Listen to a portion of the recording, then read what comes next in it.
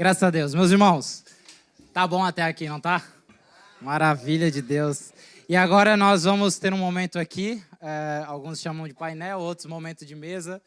Independente do nome, nós vamos só ouvir aqui de homens que têm sido usados por Deus nessa nação, sobre a longevidade de uma igreja em Portugal, para que os irmãos também tenham a clareza do que um pouco do que esses homens de Deus vivem, e um pouco daquilo que eles podem também falar para a igreja, para que nos inspire a continuar caminhando nessa nação, anunciando o evangelho. Amém? Então, gostava de chamar aqui, primeiramente, o nosso pastor Carmelo Cunha. Por favor, pastor.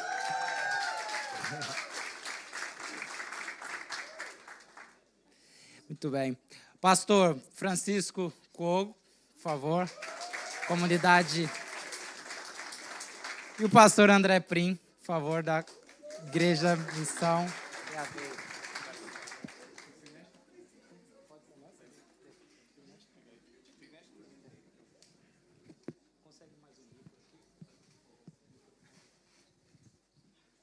Muito bem. Eu vou fazer algumas questões aqui para eles, pessoal. Colocá-los em rascada aqui.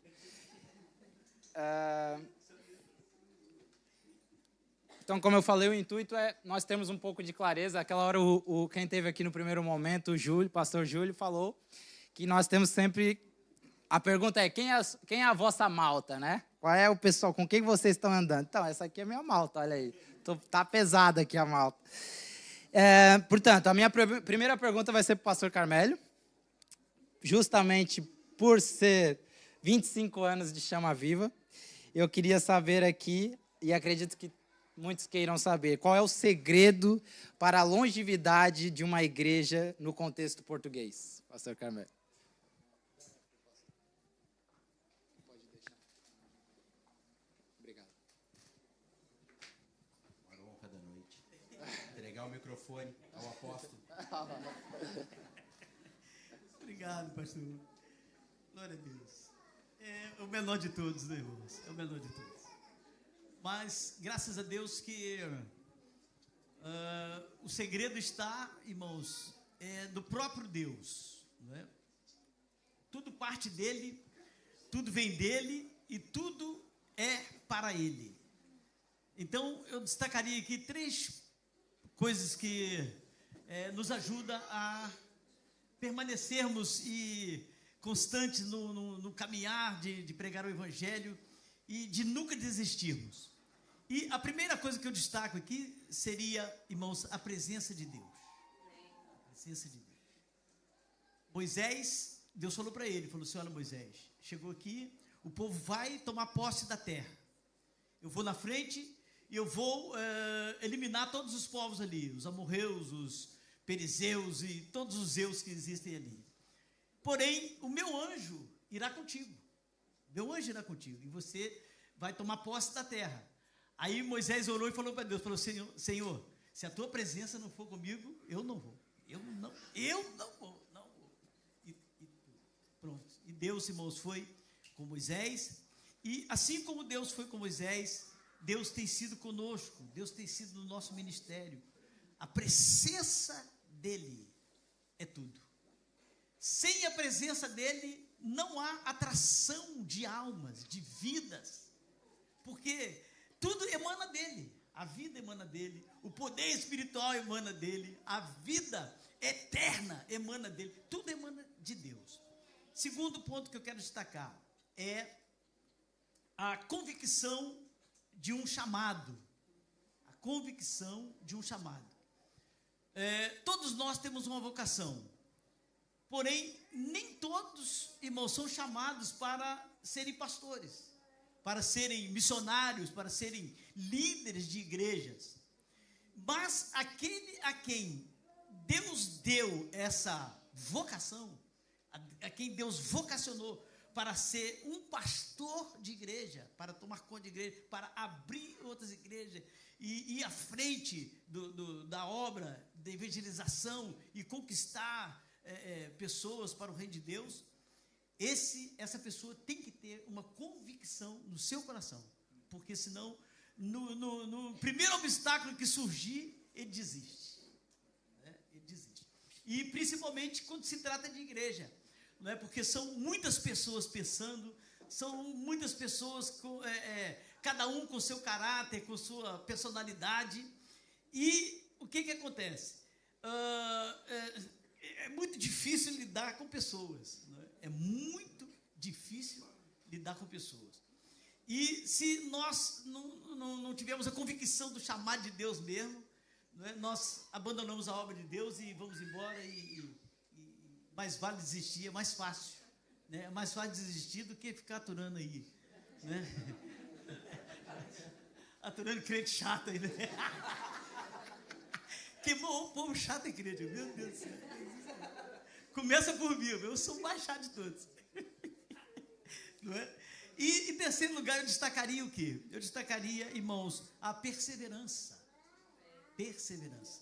Isso é uma qualidade que Deus dá aos obreiros, aos líderes, aqueles que são chamados para pastorear. Deus dá isso para nós. Então, tudo vem dele, tudo é dele, e tudo é por ele, tudo é para ele. E toda a glória e toda a honra é para Jesus. O pastor, zero. Amém. Glória a Deus. Glória a Deus por isso. Uma salva de palmas, meus irmãos. Maravilha. Muito bem. Minha pergunta é a seguinte, é para o pastor Francisco. Pastor Francisco é pastor numa igreja em Braga, Comunidade Esperança. E o pastor Francisco plantou esta igreja há alguns anos. Já fazem quantos? 6 anos. 6 anos, muito bem. E a pergunta é a seguinte, quais os maiores desafios na plantação de uma igreja em Portugal, pastor Francisco? Muito bem. Primeiramente, parabéns a toda essa igreja, comunidade que aqui tem se reunido. Já várias vezes tive a oportunidade de pregar aqui, estar aqui com vocês. E é sempre uma alegria ver o trabalho que o Senhor levanta, existindo e continuamente existindo. Trabalho que não é momentâneo, trabalho que não tem altos e baixos, mas que tem perenidade, continuidade. Então, glórias a Deus por isso e parabéns, obviamente, à liderança da igreja, mas também aos membros, né? Que têm apoiado, que têm trabalhado junto, os líderes de ministério. Glória a Deus por isso. Francis, em relação à tua pergunta, eu acho que o maior desafio, na verdade são 2, eu diria, né? O primeiro deles é consolidar uma mensagem que seja fundamentalmente bíblica, adaptada a um contexto, sem que a essência dessa mensagem seja mudada. Porque é muito comum haver uma tentativa de adaptação da comunicação e, consequentemente, adaptar-se também à essência da mensagem do Evangelho. O Evangelho não pode ser mudado porque o Evangelho é o mesmo há 2000 anos. Ainda que ele precise de ênfases comunicacionais específicas em alguma outra região. E eu vejo que o grande desafio aqui é justamente conseguir dialogar com a comunidade local, com a comunidade que chega. Então, a comunidade local não necessariamente são portugueses. Hoje, cada vez mais, um contexto heterogêneo, multicultural, faz com que nós tenhamos uma comunidade local também muito eclética. E nós temos que comunicar esse evangelho para toda a gente. Nós vamos nos lembrar que o apóstolo Paulo fazia esse esforço de maneira contínua, né? Um homem com uma cidadania romana, conhecedor da cultura e da tradição romana, formado na tradição e na religião judaica e plenamente conseguia dialogar com a cultura helênica. Então, um homem de 3 mundos, de 3 pensamentos, de 3 paradigmas, de 3 mentalidades, e anunciava sempre o mesmo evangelho. Acho que é isso que a gente tem que fazer, a gente não tem que inventar e mudar muita coisa. Nós temos que fazer pequenos ajustes, mas pregar a palavra de Deus acima de tudo. E o segundo ponto está muito relacionado àquilo que o pastor Carmélio falou, é entender o nosso chamado. Acho que o maior desafio não é só pregar uma igreja em Portugal, mas em qualquer parte do mundo. É entender o que Deus quer de nós. E, consequentemente, colocar nesse projeto que nós empreendemos, que é a constituição de uma igreja, a intenção correta. A igreja nunca... Em primeiro lugar, a igreja não é de ninguém, ela não é minha, ela não é para uma realização pessoal, para um sonho humano e pessoal. A igreja é do Senhor. Eu não morri pela igreja. Quem morreu pela igreja foi Jesus. Quem derramou seu sangue pela igreja foi Cristo. E quem deu a palavra para a igreja foi o Espírito dele, através dos homens que ele levantou no primeiro século. Então, nós temos que entender que nós somos apenas colaboradores de um projeto muito maior. E nisso tem que ter muita clareza do meu chamado e da intenção que eu vou ter ao cumprir esse chamado. não há glória para mim, não há satisfação pessoal para mim, não há movimentação ou ação de um interesse humano e natural meu nesse projeto.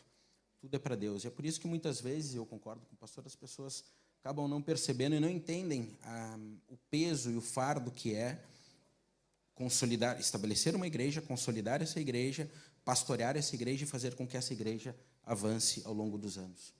Por isso que também nós vemos muitas igrejas que surgem e depois desaparecem, algumas, obviamente, por erros, até nesse processo de adaptação e tentam mudar a mensagem, mas outras é simplesmente pelo desgaste da liderança e dos pastores, porque, de fato, as pessoas chegam muitas vezes na igreja com uma perspectiva, com uma intenção, muitas vezes buscando algo para si, ao invés de chegar com o coração aberto a dar, a doar e a servir no reino de Deus.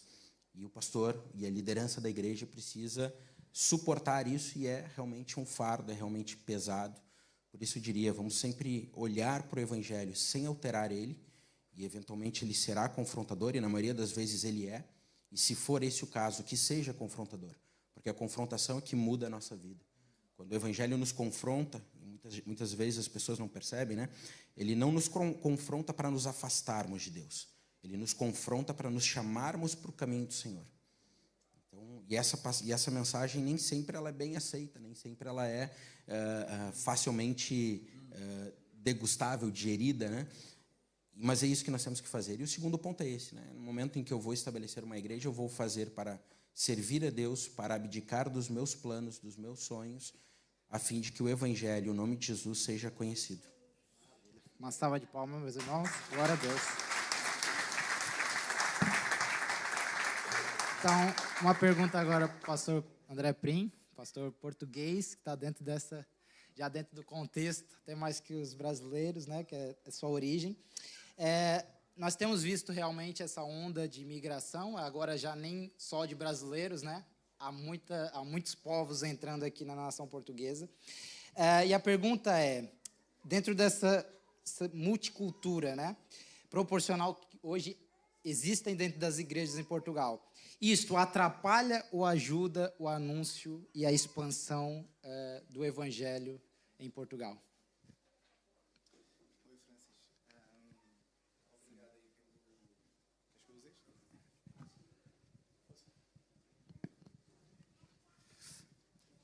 Então, antes de mais, boa tarde a todos. É um prazer poder estar aqui nos 25 anos da Chama Viva.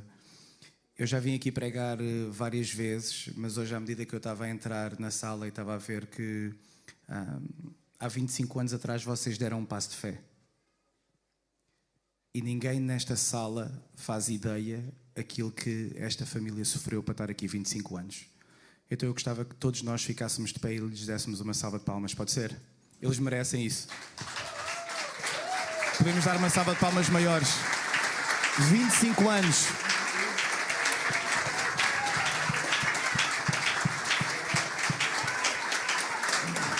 Obrigado, pastor. Obrigado.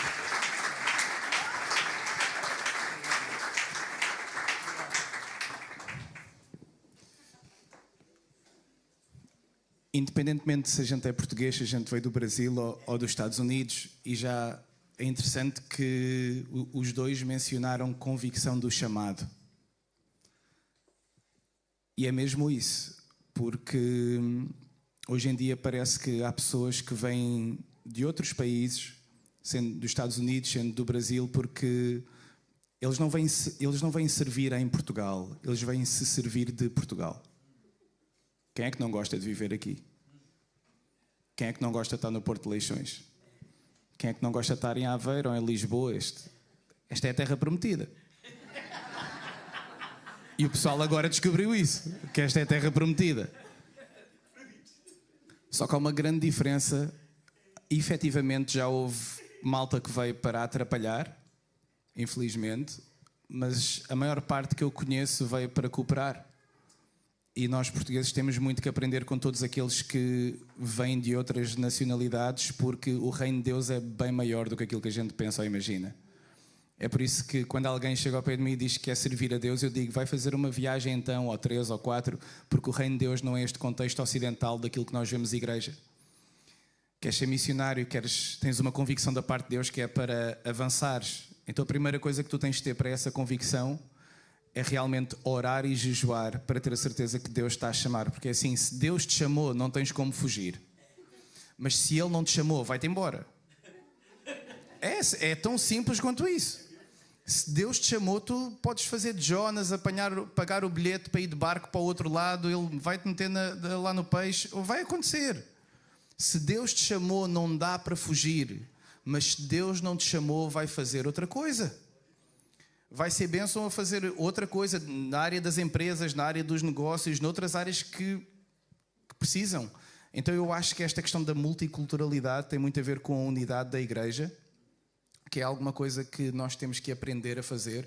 Hoje em dia é mais fácil ver grupos de pessoas de vários setores unirem-se do que pastores a unirem-se, do que igrejas a unirem-se. E devia ser exatamente o contrário. Os cristãos deviam ser as pessoas que vivem mais unidas. Aliás, quando nós olhamos para a igreja primitiva, Atos 2:42, diz lá que eles viviam juntos. Vocês imaginam o que é viver juntos? Eles não vinham ao culto ao domingo. Eles reuniam-se diariamente no templo, é aquilo que está lá a dizer, e partilhavam o pão de casa em casa. Então é assim, eles literalmente viviam juntos. E hoje em dia, quando a igreja se junta, parece que vai haver um avivamento. Não, pessoal, o avivamento é bem mais do que um grupo de cristãos ou de pastores se juntarem para ter uma conferência ou para fazer alguma coisa. É muito maior do que isso. Só que parece que a igreja está tão dividida, quando o pessoal se junta, parece que vem o avivamento. E eu acho isso estranho, porque o avivamento não vem de uma conferência. O avivamento vem quando nós realmente começamos a viver um amor por Deus diário, como se fosse o primeiro amor que a gente teve quando a gente se converteu. Alguém sabe o que eu estou a dizer? Eu não quero começar a pregar, eu vou passar para ti, Francis, mas eu acho que nós precisamos de começar a fazer essa... precisamos de começar a ter a ideia de que para a igreja andar realmente unida há barreiras que têm que começar a ser quebradas, e a maior delas é exatamente aquilo que o pastor estava a dizer, sobre esta questão de nós fazemos parte de um projeto e somos colaboradores de um projeto que é bem maior do que nós. E hoje em dia parece que é atrativo ser pastor pelo aquilo que tu vês no contexto ocidental. Que tem redes sociais onde tem afirmação, tem aceitação, tem aprovação, mas é só através das redes sociais. Depois, quando tu vais para o terreno, tu vês que, humanamente falando, é horrível ser pastor. Humanamente falando, que é aturar pessoas chatas, como já foi aqui dito, é levar batalha espiritual. Sabem que ao longo destes 25 anos, quem é que levou mais durante estes 25 anos de chama viva? Foi este casal que está aqui. Porque quando o inimigo vem, ele vem para ferir o pastor, está escrito. Ele vem ferir o pastor para dispersar as ovelhas. Então eles são sempre os primeiros a levar. Então a última coisa que eu quero dizer antes de passar para o Francis é: orem pelos vossos pastores. Amém? Amém. Glória a Deus. Eu vou aproveitar então, já que começaste a pregar, falar sobre justamente esse avivamento. Frases como acontecerá um avivamento em Portugal, que eu ouço muito. É legítimo ou é apenas uma ideia para consolidar movimentos? André Prim. Isso é para mim? Sim. Começaste e agora continua. Eu acho, ou tenho a convicção de que os encontros e os ajuntamentos, eles devem servir para alguma coisa mais. Cada vez mais eu digo que acredito menos em ajuntamentos e mais em espalhamentos. O problema da igreja é que ela fechou-se em vez de se espalhar. E parte disso tem a ver com o facto de que a maior parte das pessoas acha que o chamado delas, agora que elas se converteram, é estar num culto ao domingo, dar o dízimo e servir na igreja, e estão tranquilas e vão para o céu. É isto a vida de muitos cristãos. Eu vim de uma cultura onde muitas pessoas venderam tudo o que têm para se dedicar exclusivamente ao Evangelho e largaram tudo. Há 3 anos que eu estou em Aveiro. E eu e a minha esposa vendemos a nossa casa, largámos a nossa família, largámos os nossos amigos, largámos tudo para começar uma igreja do zero. E a maior parte dos cristãos com quem nós falámos disseram: vocês estão malucos, vocês estão a levar isso de Jesus demasiado a sério. Vocês estão a levar isto da igreja demasiado a sério. Como assim Deus vos está a chamar para vocês irem para outra cidade, para uma cidade onde vocês não conhecem nada em ninguém, para começar uma igreja do zero? Isso não faz sentido nenhum. É assim que o cristão age hoje em dia. Só que a gente tem que começar a sair do barco e a andar por fé. E eu acredito que Deus, esta noite, vai chamar alguns de vocês para darem passos de fé que vocês não imaginaram dar em 2025. Então, o que Deus está a fazer no Brasil, o que Deus está a fazer nos Estados Unidos, o que Deus está a fazer em outros contextos que são maiores do que este, mas por ser maiores não quer dizer que sejam mais impactantes, porque maior nem sempre é melhor. O que Deus vai fazer, acredito eu, em Portugal, à medida que a igreja aprender a caminhar unida e que as pessoas começarem a perceber que têm que sair do conforto do seu dia-a-dia, e que no Evangelho é assim, para todos, não é só para os pastores, é para todos. Ou é tudo ou nada. É para todos, não é? Olha, para os pastores é assim, para os outros é... Não, é para todos, para todos. Ou é tudo ou nada. Ah, Jesus, vou só ali enterrar o meu pai. Então vai. Ah, Jesus, vou só comprar uma casa. Então vai. Ah, Jesus, vou só tentar ter o conforto na minha vida, tal e qual como o mundo quer, e depois eu vou. Então vai. E há muitas coisas que nós não estamos a experimentar com Deus, e há muitas pessoas que não estão a ser alcançadas, que hoje estão a morrer, se calhar no Porto, nos hospitais, e que estão a caminho do inferno. Esta igreja fala do inferno, certo? Porque há igrejas que parece que deixaram de falar de inferno, só se fala de céu, só se fala de graça, só se fala de amor. Eu sou de todas essas coisas, mas eu sou da verdade também. E é tão real enquanto isto. O que nos levou a sair de Lisboa é que eu sei que as pessoas que ficaram em Lisboa, eu vou passar a eternidade com elas. E é isso que me leva a sair de Lisboa e dizer, Eunice, vamos com os nossos filhos para uma cidade onde a gente não conhece nada, e Deus vai fazer. E Deus está a fazer, Francis. Glória a Deus, glória a Deus. Amém. Obrigado por isso, meu amigo. Pastor Francisco, dentro de todo esse contexto, qual é a mensagem que poderia deixar para membros de igreja que trazem as suas culturas, às vezes de contexto de outras igrejas, ou às vezes da sua própria mentalidade, daquilo que construíram através da vida, ou foi construído neles, como agora cooperadores na missão em Portugal? Amém. Boa questão. Eu acho que o primeiro ponto é nós nos lembrarmos de um princípio fundamental na vida de todo cristão. O cristão, ao seguir Cristo, ele precisa tomar a sua cruz. É um passo inevitável, real, prático, que toda gente que se converte precisa fazer. E, eventualmente, nós delimitamos o tomar a cruz como o abandono a uma prática pecaminosa. Mas não é isso que Jesus está falando. Ele está falando, abandona os teus planos, abandona a tua vida, incluindo o que é pecaminoso. Quando nós vamos servir a Deus numa outra cultura, num outro país, ou até mesmo numa outra cidade, ainda que dentro do mesmo país, como o caso Lisboa e Aveiro, tenho certeza que houve ali identificações de práticas culturais, hábitos, costumes diferentes, numa distância de 200 quilômetros. Então, imagina que quanto mais esse distanciamento geográfico vai ocorrendo, maior vai sendo também as diferenças culturais, sociais, etc. E Deus não nos chama e nem nos leva para que nós façamos valer numa outra localidade ou região a cultura que nós aprendemos no local onde estávamos. Ele nos chama para pregar o Evangelho. O Evangelho não é de uma cultura. O Evangelho não tem uma cultura. O Evangelho é a palavra eterna de Deus, imutável, inviolável. E é o Evangelho que nós temos que pregar. Então, tomar a cruz, neste caso, no nosso caso, quando nós migramos e quando vamos conviver e servir a Deus numa outra região e conviver com outras comunidades ou povos, nós também tomamos a cruz para a nossa cultura. Nós temos que olhar para ela e dizer, olha, ainda que eu tenha aprendido muita coisa e aquilo valeu e funcionou, talvez não funcione aqui. Mas o que funciona aqui? A mensagem do Evangelho. A mensagem que orienta as pessoas de que seguir um caminho distante de Deus as leva ao inferno. Mensagem de que o caminho para Deus é Jesus e nele é salvação. E de que esse caminho será bem estreito.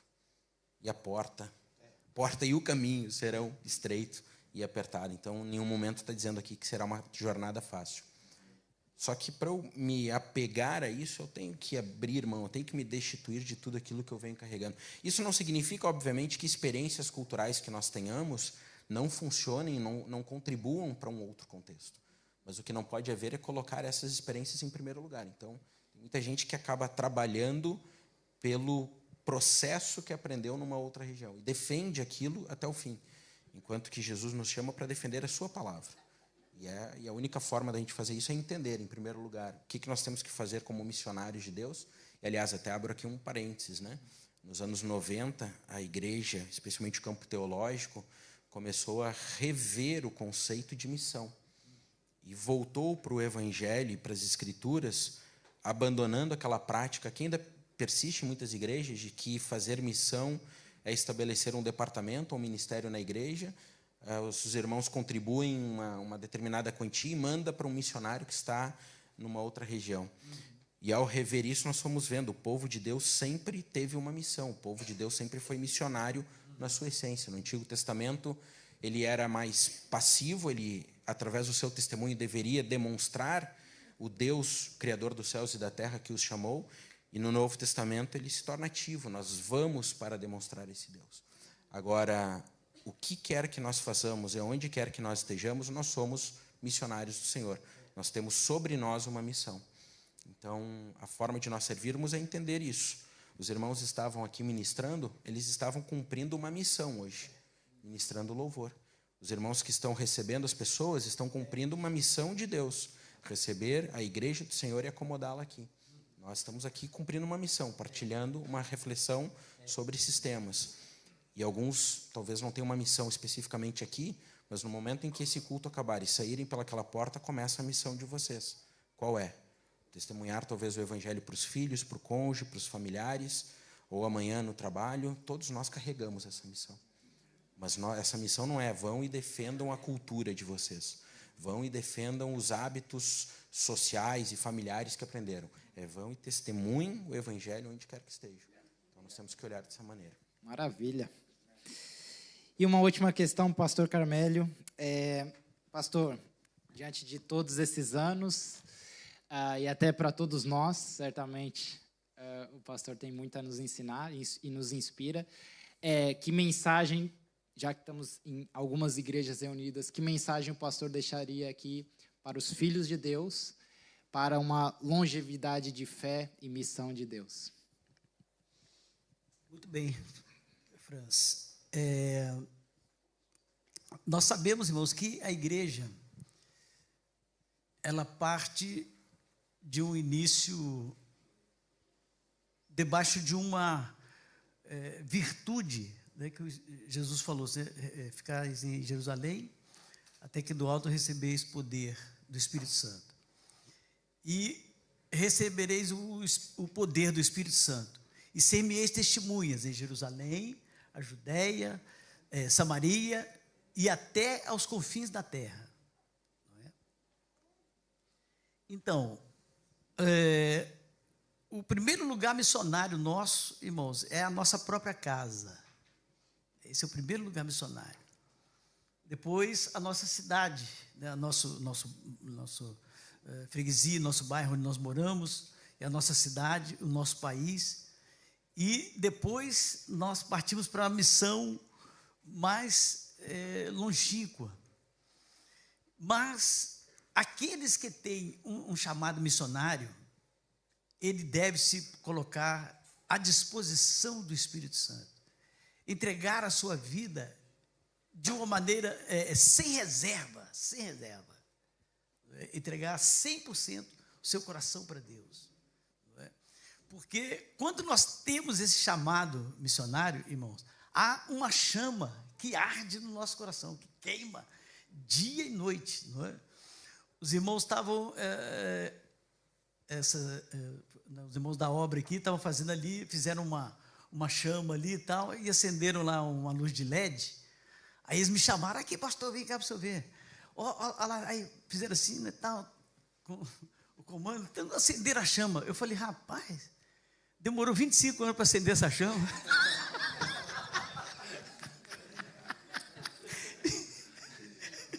Bom, Anderson, velho. todo feliz. Não, pastor, vem cá, acende lá.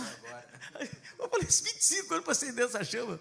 Mas não é, irmãos. A chama, ela está acesa no nosso coração a partir do momento que o Espírito Santo entra em nós. E maior prazer e alegria é nós partilharmos com Deus, porque Deus nos deu esse privilégio, essa honra. Pensa bem que honra, nós somos parceiros de Deus, irmão, né? Nós somos ali junto com Deus da pregação do Evangelho. Ele nos deu esse privilégio, essa honra maravilhosa. Então se entregue, meus jovens que estão aqui, se entregue mesmo ao Senhor, e Deus vai usá-los, né? Porque Deus tem pressa em salvar essa nação, Deus tem pressa em salvar essa Europa, que já está há muito tempo numa frieza espiritual terrível, e Deus está pronto, irmãos, para fazer e realizar o grande avivamento aqui, não é? Quando as pessoas falou aqui hoje aqui de avivamento, movimento e tal, eu com 43 anos de evangelho, eu estou cansado de negócio de movimento. Todos os movimentos que eu vi para avivamento que as pessoas falam, irmãos, é só asneira. É pessoa derrubando os outros, é pessoa urrando igual leão, fazendo igual leão, diz que está cheio do Espírito Santo, não sei o quê. Isso não é avivamento. Avivamento é uma igreja contristada, irmãos, cheia de arrependimento, derramando lágrimas para que Jesus salve almas, para que Deus salve os pecadores, para que Deus liberte os pecadores, né? Tire as pessoas das drogas, da feitiçaria, da idolatria. Isso sim é avivamento. Então Deus vai realizar um grande avivamento aqui nessa nação e nessa Europa, né? Está precisando, Deus vai fazer isso, em nome de Jesus. Amém. Glória a Deus. Uma salva de palmas aos nossos convidados. Muito obrigado. Muito obrigado. Glórias a Deus. Muito bem. Muito bem, meus irmãos.